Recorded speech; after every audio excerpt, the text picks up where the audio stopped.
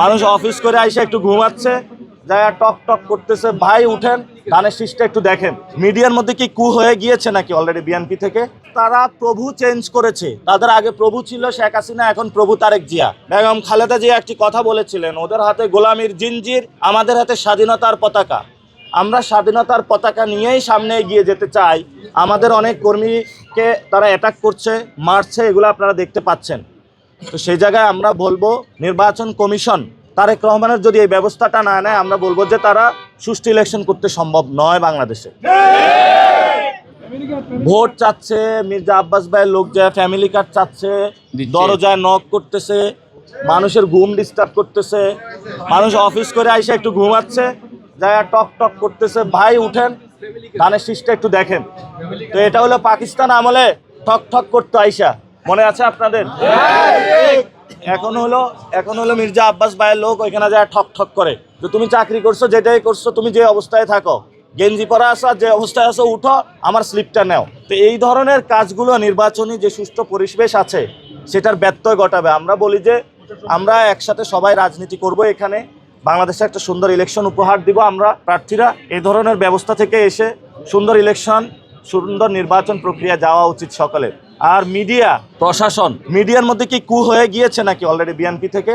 আপনারা ওনারা যা আছে তা লাইভ করেন, এবং যখন আমাদের ভয়েসগুলো রেইজ করি এগুলো আপনারা প্রকাশ করতে চাচ্ছেন না।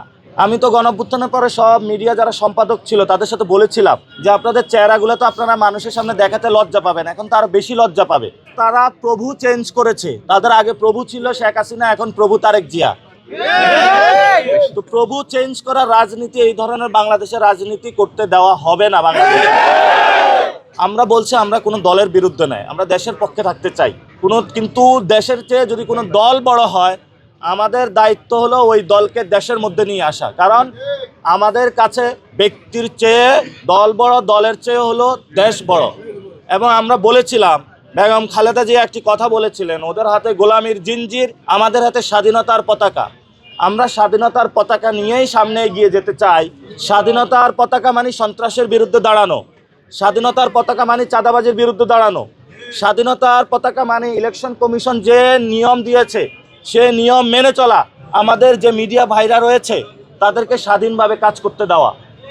কিন্তু আমরা বেগম খালেদা জিয়া সেই স্বাধীনতার পতাকার কথা বলেছেন, সেটা তো আমরা দেখতে পাচ্ছি না। জিয়াউর রহমানের যে পথ দেখিয়েছিলেন অর্থনৈতিক কর্মসূচি, বেগম জিয়া যে পথ দেখিয়েছেন, সেই পথে বিএনপি এখন আর নাই। না থাকতে তো আমাদের কথা বলতে হবে। এখানে অলরেডি আমাদের ওসমান হাদি ভাইকে খুন করা হয়েছে, আমিও বিভিন্ন থ্রেট পাচ্ছি। 2 জন কিলার চিটাগং থেকে ঢাকায় এসেছে, ঢাকা হাটে তারা ঢুকেছিল, তারপরে প্রশাসনকে আমি জানিয়েছি, পরে তারা কুমিল্লায় চলে গিয়েছে, তারা ট্রেস করার চেষ্টা করতেছে। তা আমাদের জীবন শঙ্কার মধ্যে রয়েছে। বাংলাদেশের মানুষকে বলবো আমরা কথা বলে যাব, এতে আমাদের জীবন নিয়ে ভয় করি না, আমরা এক আল্লাহ ছাড়া কাউকে ভয় পাই না।